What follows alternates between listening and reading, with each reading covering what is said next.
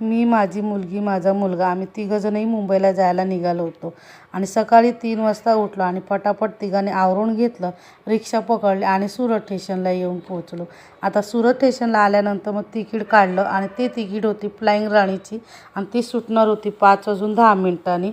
मग आम्ही तिघंजणही रेल्वेमध्ये बसलो होतो. आणि बघा, ज्या दिवशी आहे ना मुंबईला जाणार होतो ना, त्या दिवशीच नेमका तिकडे पाऊस पण पडला होता. आणि हे बघा, हे असं चिखल झाला होता. आणि त्याच्यानंतर मग माझ्या बहिणीच्या घरी पोचलो आणि तिच्या सासूने ना आम्हाला चाय नाश्ता दिला. आणि माझा अवतार बघा कसा झाला होता. ट्रेनचा प्रवास केल्यामुळे ना माझं डोकंही जाम दुखत होतं. आणि ही आहे ना माझ्या बहिणीची मोठी मुलगी आहे, तीसुद्धा आमच्यासोबत नाश्ता करत होती.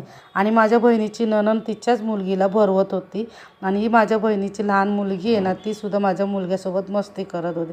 कारण ती आहे ना त्याला ओळखत नव्हती, म्हणून ती त्याच्याकडे येत नव्हती.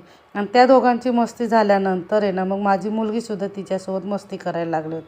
आणि मग दुपारी आम्ही थोडा आराम केला. आणि मग माझी बहीण कामावरून आली ना, त्या दिवशी मग आम्ही मावशीच्या घरी गेलो होतो माझ्या. आणि माझ्या मावशीची मुलगीसुद्धा पनवेलवरून मुंबईला आली होती वहिनीला बघायला, कारण ती आजारी होती ना म्हणून.